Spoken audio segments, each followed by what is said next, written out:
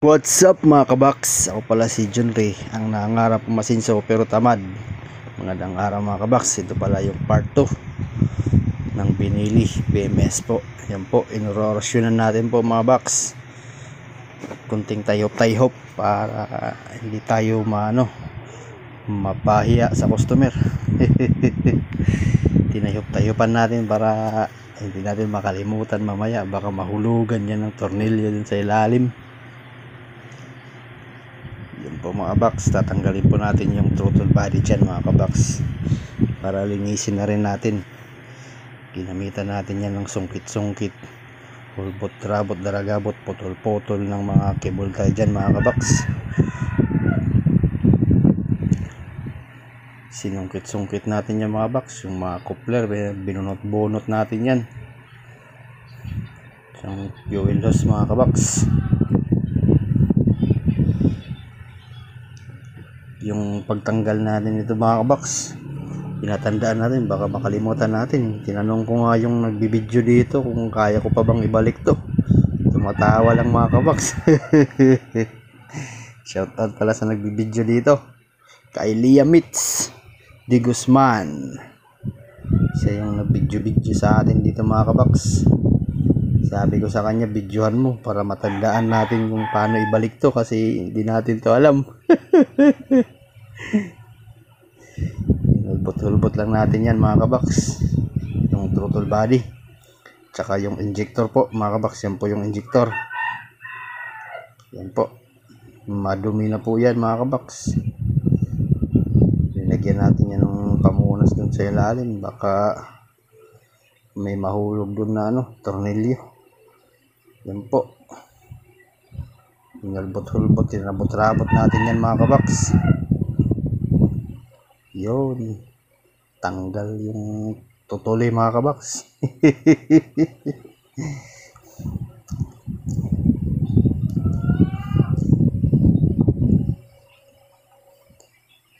Sunod natin natatanggalin dyan mga kabaks yung throttle body. Yan muna yung injector, tatabi muna natin yan kasi lilinisin natin yan mga kabaks. Nagpalit na tayo ng damit dito kasi nabasa na yung damit natin kanina sa pawis mga box. Pinapawisan tayo sa kasi kasama na yung kaba. Baka hindi na natin maibalik. Ito na po yung throttle body mga kabox. Lilinisin po natin yan, dismantle natin yan lahat para detail yung paglinis natin kasi madumi na. Nakita nyo yung itim-itim na itom-itom dyan sa ilalim, yun yung dumi. Hindi na consistent yung airflow mga kabaks dito mga kabaks. May pansin ako dito kasi wala naman tayong pinalitan. Siguro sa susunod papalitan na yung TPS kasi hindi na consistent yung RPM nya mga kabaks. Kasi inikot-ikot na natin, lumalagpas pa rin siya sa 2000 RPM.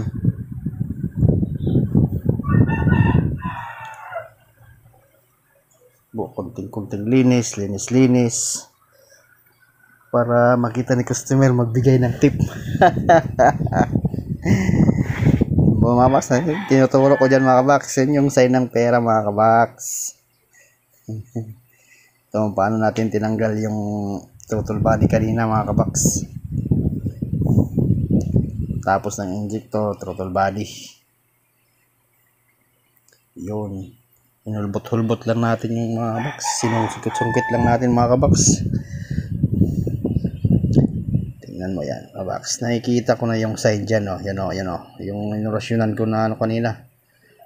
Yan, dumi na ng mga lagayan ng injector. Tingnan nyo mga kabaks, yun nakikita ko na yung sign, madumi po, sign na pera, huwag pagal. Yan po yung dumi, yan po yung sensor papunta dun sa air cleaner po mga kabaks. Yan, tapos natin linisin, ibabalik-balik na natin yan mga kabaks. Yan, malinis na yung throttle body, maputi na, hindi kagaya ng kanina na hindi masinaw mga kabaks, madaming dumi. pala ay binili 502X, yun, no? Nakikita natin yung sign ng pera, mga kabaks. Malinis na yan, idol. Tingnan nyo. Malinis na po yan, mga kabaks. Malinis pa yan sa kaluluwa nyo, Dalawang idol. throttle body po, magkadikit. Dito naman po, dininis din natin yung filter kasi hindi po tayo nagpahit ng filter kasi hindi po ni customer na papalitan, wala rin available. Kaya binugabugahan lang natin yan ng gasolina tsaka hangin. Kunting linis-linis dyan, mga kabaks.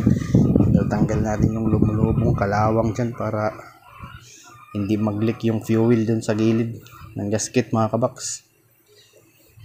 Ito yung maganda, mga kabaks, kasi yung tangke kahit na bakal, mabigat, okay lang yun kaysa dun sa ibang tangke na plastic.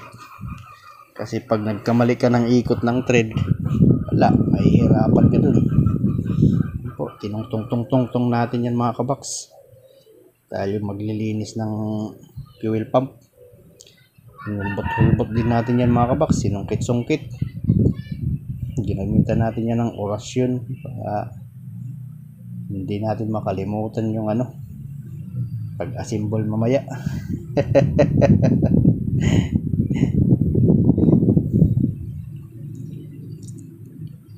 Madali lang naman gawin yan, mga box.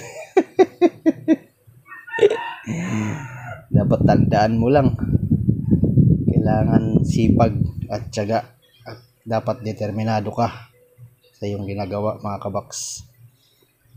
Hulbot-hulbot natin yan yung fuel pump motor. Sinungkit-sungkit natin yung o-ring dun sa ilalim kasi naiwan.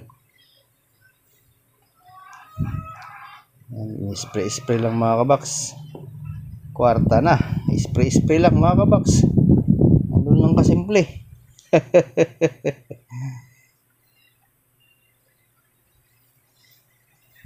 Kunting buga-buga ng hangin para malinis. Branded pa yung pamunas natin, mga kabaks. Sponsored yan. Ukay-ukay ni Jason.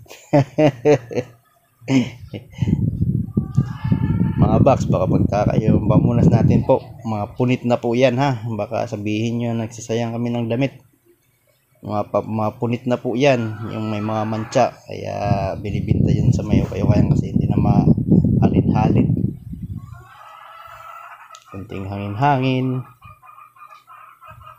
Tapos itabi-tabit natin doon ng mga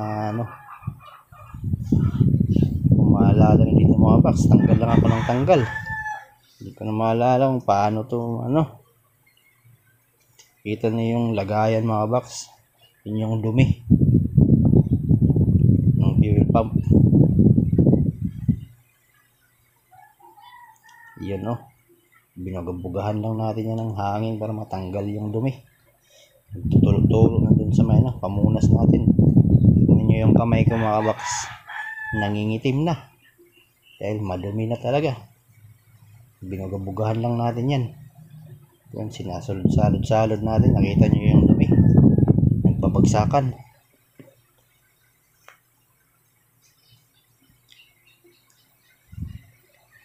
Mga kabaks, lagi nating tandaan, hindi naman tayo kagalingan, may kunting alam lang po, mga kabaks. Huwag pong kalimutan manira, mag-like pala sa video ko, mga kabaks. Ay kunting lang, ika nga tutorial lang po, mga kabaks. Adi in my life. Yan po, pinunas-punasan na natin yan. Dito nagpunas-punas tayo ng tangke kasi madumi to kanina, mga kabaks. Sabi ko nga, customer, yung paglinis ng tangke next week na. Ito ay magkano tayo, titisting kung under pa. Kintab na ng tangke, kanina ang dumi niyan. Linis din natin yan, mga kabaks. Yun, pinapakinggan ko kung mayroon bang sumisigaw sa ilalim kasi may narinig ako na kwarta na ne, kwarta na ne.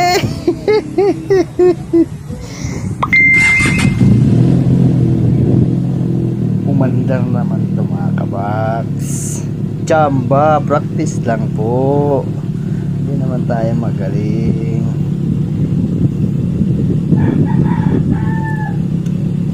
Adjust din natin yan mga box kasi tumaas yung RPM dyan. Nag-adjust tayo ng hangin at saka yung idle nya mga kabox. Nakikinggan natin yan. Pinapawis-pawisan na tayo dyan mga kabox kasi kinukuyap-kuyapan na tayo dyan, baka hindi umandar po mga kabox. Hindi po natin yan tinigilan. Tingin birit-birit mga kabox.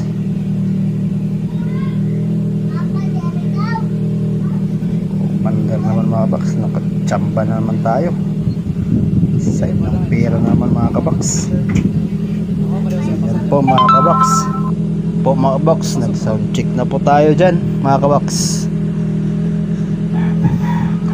Okay pa ba kung mandar pa? Pero mandar naman, tsamba na naman to mga kabox.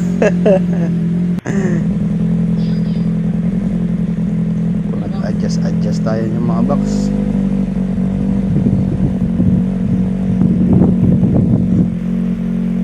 Ikot natin yung minor dyan mga kabox.